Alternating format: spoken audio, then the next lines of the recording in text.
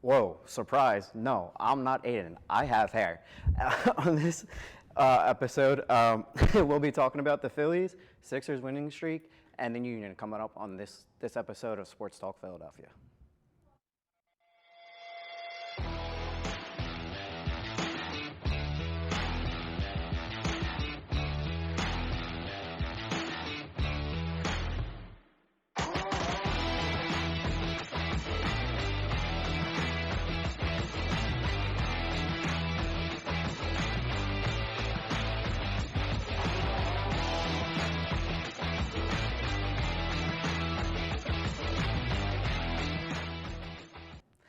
Sorry about the intro, Aiden. It was just, a little funny dig at you. Anyway, I'm your host for this episode, Shane Nolan, and I have my two panelists today. On my left, I have Riley. Riley, how you doing? Great, happy to be back, and I'm Riley, not Megan. And next, at the end is Brayden Knapp. How you doing today? What's up? I'm doing good. Glad to be back. All right, so let's get started on the Phillies. They won their first two series of the season on the road this year, and they beat the Nationals 4-1 in the first game, and then 5-2 in the second game. On the season, they currently sit at 6-6. So just talk a little bit about that and the way that they're playing. They got off to a mediocre start so far this season. They talked about in spring training how they want to get off to a good start. They don't want to keep playing back behind the Braves, and they want to try and win the division this year. How the saying goes: you can't win the division in April, but you sure can lose it. And in that National Series, one of the problems they have is just bases loaded, hitting with the bases loaded. They had a problem with it last season, and in that first game of the Nationals, they had the bases loaded 3 times and got 1 run out of it on the first time they had the bases loaded, which was just a sac fly. And then again in the Cardinals series, they had the bases loaded a few times, and they just couldn't do anything there. But I just want to talk about a player, Nick Castellanos. Last year, he had a great season last year. He was an all-star. The year before, it was an okay season in the playoffs of 2022. He didn't have a great playoffs. So he kind of worked on his swing in the off season that year, and he was better. He was better last year. And then this year he kind of went back to his old ways, and we've seen it in the championship series against the Diamondbacks. He had a great series in the division series against the Braves. He wasn't swinging at pitches down and away, out of the zone. He was laying them off, and he was hitting the pitchers right down the middle in the strike zone that he needed to. And we're kind of seeing that again from him this year. He's just not off to a great season, and he's kind of one of the guys that they need to get going. Bryson Stott. He had a great season last year as well. He worked on a couple things that he was one of the best hitters in an 0-2 count last year, and he worked on staying off the fastball up in the zone. And this year he's also going back to that way. Yeah, and then I want to get to the NL East standings. The Braves are in first place at 7-3. The Phillies are in second with a record of 6-6. Nationals are 5-6 in third place. The Mets have a record of 4-7, and the Marlins are 1-11. So Brayden, I'm going to go with you. Once again, the Phillies not off to a great start of the season, and they're chasing the Braves, but the Braves lineup is very good. How are the Phillies going to be able to kind of chase down the Braves for the division this year? Yeah, I don't know, because as we said at the beginning of the season, I mean, the Braves are going to be the team that we're going to end up chasing for this division. I mean, it sucks. Started off slow. At least now we're 500. That's a good starting point, a good stepping stone. But, I mean, with the Braves, I mean, you just got to win to catch Braves, because the Braves, they just win. I mean, as you said, their roster is one of the best in the league. Just on paper, they're an amazing team. So, I mean, in order just to keep up with them, you have to win, and then win most of your games against them. So yeah, they started the season against the Braves. I mean, the Braves took that series. The Phillies didn't muster up much runs in that series, but the Braves, their offense is very, very dangerous, and there's been a lot of comebacks that they've had this year so far to start the season against the Diamondbacks and the Mets that they've had. So what do you think for the Phillies? Who needs to kind of just get them over that hump? I don't know. I mean, I feel like, as you said, it could be a collection of guys. I mean, it could be Castellanos, like you said, not up to the hot start that he had last season. I mean, last year he was an all-star, so maybe he steps it up a little bit. And I feel like all around, if we do, maybe pitching a little bit too. But I think especially if guys return to their form from last season, I think we'll return to our form. Yeah, very true. And now to move on to Aaron Nola, who the Phillies signed this year. In his first start against the Braves, he didn't do so well, but he did bounce back against the Nationals, pitched 5 2/3, allowed 2 hits with 4 strikeouts and 4 walks. He is 2-1 on the season now, and with a 5.40 ERA. And then his next schedule is against the Rockies. Riley, what do you want to see from Nola? I definitely want to see him get in that correct mentality. It's kind of what we expected coming in. He played little to no baseball last season, so coming in, we were happy to see him back, but you just still got to admit he did struggle, and it's not what we hoped for or planned, but it's better to see the disadvantages he's bringing now than later in the season, so they can work on it somehow in the bullpen and then figure out how they're going to do all that later on in the season so they can succeed and have a good season. Yeah, and Brayden, last year, Nola gave up a lot of home runs this year, and that's been his problem for the past couple of years. How do you think he needs to just kind of stay away from that? I don't know. I think especially it's definitely it's a mind game. It's very hard. You're playing you're pitching against some fantastic people. I think also coming up here, you have a good third game against the Rockies, who are very bad, I can say, my hometown team. They're a terrible team. So I think this actually will be a good bounce-back game for him. I think this is a game where he can play really good and gain some confidence back going into the rest of the season. Yeah, in his first start against this year against the Braves, it wasn't the best weather conditions, and when it's not the best weather conditions, it's hard to grip the baseball. Riley, he said that he likes to pitch during the warm weather in the summer because he's from New Orleans. What do you think about that? Yeah, we definitely saw a little during spring training. That was all good to gather enough information. You can definitely see where he changes, where he plays, how he plays, depending on where he is what I meant to say. But I feel like even though he said that, he's drafted to a team in a city that has bipolar weather, and you can't really control that. So you either gotta get used to it, start pitching in freezing cold air conditioning places, or figure something out, because there's not much anyone could do depending on where they're drafted at. Yeah. That's all for the Phillies. Now moving on to the Sixers, who are on a winning streak. They beat the Heat 109-105, beat the Grizzlies 116-96, and beat the Pistons 120-102. Brayden, what are your thoughts on the Sixers' winning streak? I think this is great. I think especially with Embiid back, we knew once Embiid comes back, and especially when he's in his usual Embiid form, we're going to start winning again, because with him, we were one of the best teams, not only in the Eastern Conference, but in the whole league.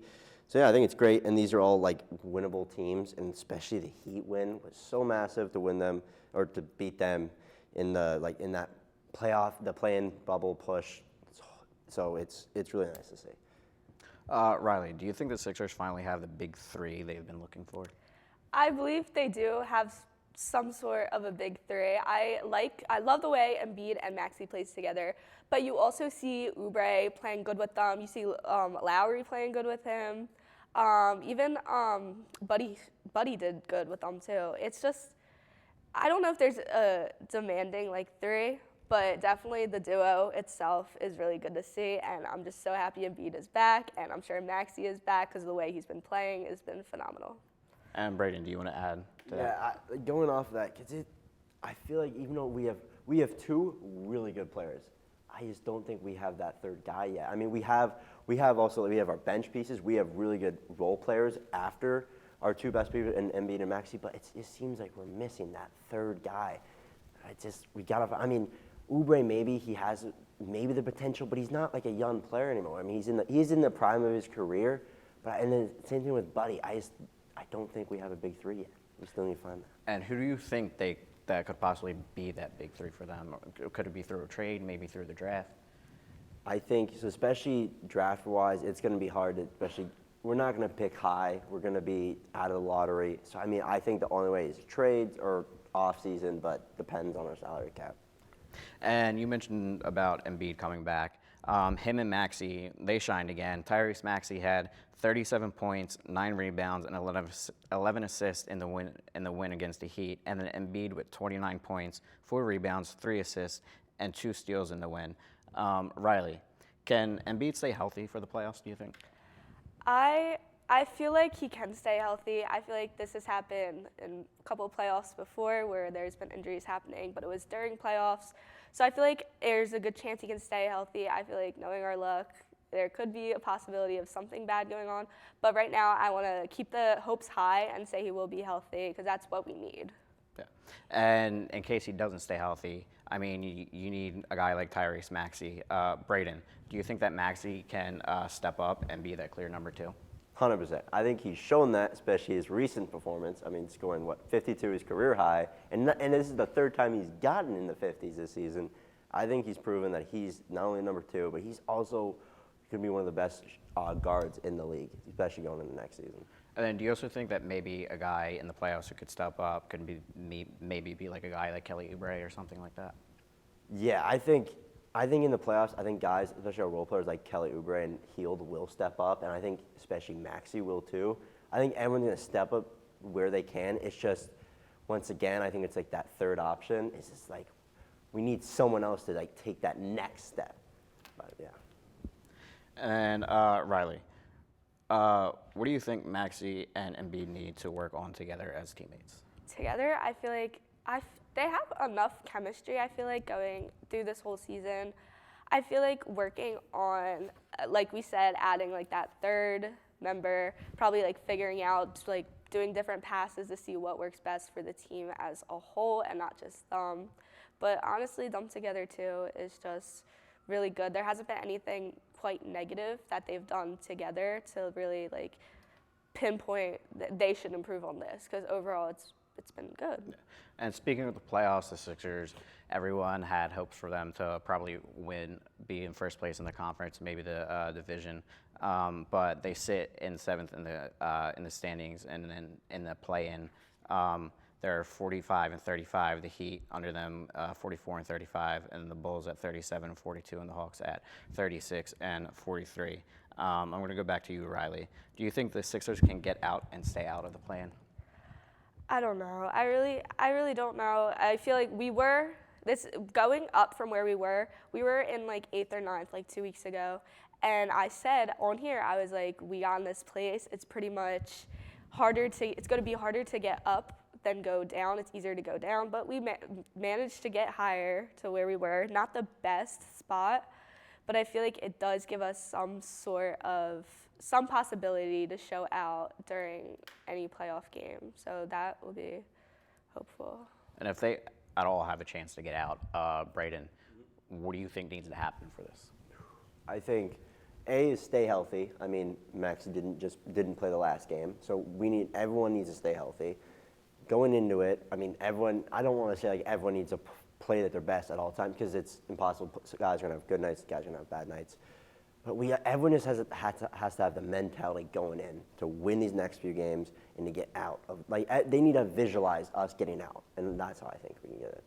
And then, which would be the most ideal for the Sixers?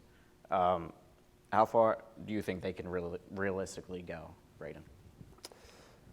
Honestly, to agree with Riley, I don't even know if we get out of the plan, unfortunately. I think maybe our best bet, we stay in the plan, win, get out of it. It's going to be tough because, I mean, we're going to be playing either Boston or Cleveland, but it is what it is. We've actually played well against Cleveland, and who knows, maybe with Embiid, maybe someone gets hurt on Boston, Tatum. You never know what's going to happen. I mean, Giannis got hurt the other day. So, honestly, you never know what could happen in the series. What about you, Riley? What do you think? No, I completely agree with that. It's definitely like undetermined right now. I feel like even thinking about Boston's kind of making me cringe, because like playing them, you never know what to expect, except expecting the worst, which is like bad to say, but it's been proven that we can't really get past. Yeah, Celtics. and do you guys think that if they do play Boston, do you think if Embiid stays healthy, they can probably get past them? I feel this like year? I feel like they could definitely like structure some type of play to get around him, especially with some of the new like contributors to the team. There's definitely some sort of method they could use that they just didn't discover yet. But I feel like I don't want to say it's impossible because it's definitely possible somehow. And then moving on to their next two games, their last two games of the season, they versus the Magic and then versus the Nets. And the game against the Mets is obviously the last game of the regular season. Brayden, what do you want to see out of the Sixers in their last two games? I especially against the Magic, because the Magic are not like a pushover team. They're a very good team. So I'd like to see them play well against them and see how they handle guys like Paulo Banchero. And then the Nets, same thing. I mean, they have Mikal Bridges. That's not as much as a worry, but I mean, just finish off strong. Even if we don't make it out of the playoffs, at least finishing off on a win streak going in the playoffs is massive. Riley, what do you think? I completely agree with that. The Magic, we still gotta like keep it going, like how we've been playing, that strength playing. The Nets, not worried about them. We got that. But they still need to stay in the mindset of they're not playing just the end of a regular season game. They're still playing for something. Do you think these could be these last two games, last two games of the season, do you think they could be tough against the Sixers? Mentally, it could be. But I feel like they've gotten to a point where they're like being hyped up right now, especially with Maxey, his career high, just hit it when he's back. People are going to expect more from them now, so that might be hard for them. But I feel like they still can come together and figure something out to prove everyone wrong. And then real quick, what are your predictions for these last two games? 2-0, as it should be. 2-0. All right. And then that's it for Sixers talk. And now we're going on to the Union, who are on a bit of a winning streak. They beat Minnesota United 2-0, and then beat Nashville FC 2-1. And then they have an upcoming game Sunday against Atlanta FC. Brayden, what do you think about their winning streak this year? I think it's great. I mean, technically, I know we haven't won our past beginning of the season, but we drew. We didn't lose. We're the only team now in the MLS that has not lost a game. I knew whatever we started a little slow. Okay, we drew a couple games, but we still haven't lost a game, and we showed against some pretty good teams. Minnesota was top of the table when we played them, Western Conference. Nashville, always a tough team, and then especially against Atlanta, another good team who's another good team who's going to be tough to play against. But I mean, I don't see them stopping this Union so far. Who do you think has been their best player so far? That's actually really tough because the Union have done a great job of distributing, especially the goals and assists-wise. I mean, let's get into Minnesota. The Minnesota game, Gazda got a goal, and then also Carranza. And then let's go to the next game, Nashville. Okay, we got Carranza again, and also Gazda again. So them, Michael Ure, I mean, they just pass the rock. The good thing about them, and the one thing about the Union that makes them so strong, is that we have several guys up top and just offensively that score and that are proven playmakers, and then even come off the bench too. So that's one thing. I really can't say one. I mean, if you say one, probably I would say Carranza. He's been most clinical. I mean, you put him with the ball in the 25-yard box, chances are it's going in. But yeah. And then what do you, I guess, see from this team so far? I mean, you kind of just answered it, I guess. But No, yeah. I mean, I see us as one of the best teams in the league, as it shows right now. We're second to Red Bulls, who are having a good start, but it's only by 2 minutes, or by 2 points, whatever. But the thing is, we are tied with literally 1 through 6 on 12 points. So it is still I can't say we're one of the best because it's 1 win, 1 loss. I mean, you're going to fall out of the playoffs, so it's whatever. But I think, especially without losing a game so far, it's proven that we're one of the best teams, and we should be taken as one of the best teams. And then that game on Sunday against Atlanta, what do you want to see from this team to continue this winning streak?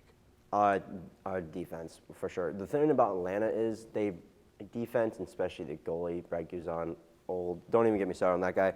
But they're not very good defensively. But offensively, I mean, they're one of the best in the league. They got Giamakos, who's a striker from Europe.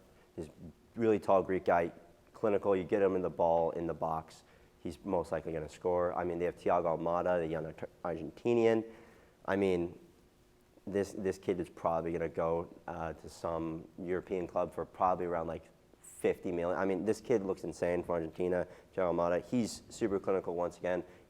You give him any room, like he's going to score, and that has been a big problem with the Union in the past couple of games. Even though we get more goals than them, but it's still stupid because we give up just pointless goals of just the ball just getting dropped off in the top of the box, and no one's pressing him, and he just has one touch outside the foot, and then boom, they laser it, a shot that Seminole can't score, and that's another, or can't save, which nothing wrong with him, but just, I mean, it's unfortunate. That's the one bad part of our game is that defensively, we've collapsed like top of the box. So that is against Atlanta what we're going to have to watch. That top of the box, if it's there, get it out. Yeah. And then moving on to the Eastern Conference standings, the Red Bulls sit in first place, 4-2-1, 14 points. And Union are 3-3-0 with 12 points. Inter Miami 3-3-2 with 12 points. Columbus Crew 3-3-1 with 12 points. Cincinnati FC 3-3-1 with 12 points, and Atlanta FC 3-1-2 with 12 points. What do you think about all those teams that are tied for 12 points, and how are the Union going to be able to kind of get away from that? It's actually really understandable. I'm not shocked by it at all because, in my opinion, Eastern Conference is the better conference of the two conferences. So it's just tough because, I mean, you know that in Miami they're a little bit on like not a losing streak but tying streak. They're gonna probably end up top of the table just because the team is absolutely insane. It's just stacked. But I think Union definitely they're gonna finish top somewhere. Do you think, I know they're only 2 points behind the Red Bulls, but do you think they could play it quickly? Yeah, it's only 2 points, a win, you got it. Now, moving on to our favorite segment, it is Fast Five, and to start off, we are talking baseball with Shane Nolan. That's me. So recently, a lot of starting pitchers, especially good starting pitchers, have been getting hurt, and a lot of people are attributing it to the pitch clock, kind of speeding up the game a little bit, and some of the pitchers just can't get into their normal like routine and everything. Spencer Strider tore his UCL, I think it was. Framber Valdez got hurt, and can't remember his name. Nestor Cortez of the Yankees. There's about like 10 pitchers who are hurt right now with some elbow soreness, and a lot of these pitchers might need Tommy John surgery, and it's something that baseball needs to figure out. Because it doesn't just have to be the pitch clock. It's also a lot of these pitchers are taught to just throw fast and throw 100 miles per hour, and that's a lot on the arm for these pitchers. Nowadays, pitchers just don't learn how to pitch. And then that's all for that. And then I'm going to go with Brayden for this question. Do you think the Flyers are going to make the playoffs? No. I mean, they had their chance. They were a playoff team, and then they blew it with an 8-game losing streak. And then, you get killed by the Canadians last night.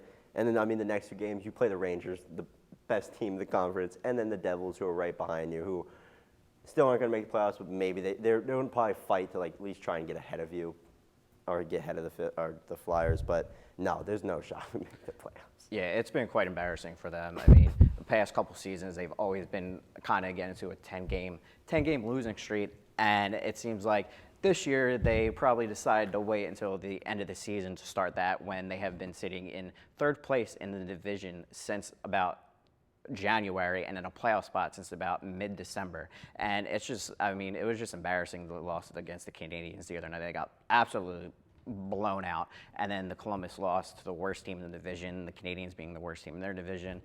And yeah, it's just been really bad. Riley, I'm going to go to you for this. Who do you think will win the NBA Defensive Player of the Year? I'm going to have to say Victor Wembanyama. And I feel like he's up there with the Rookie of the Year too, but I'm going to say Wemby. He got that.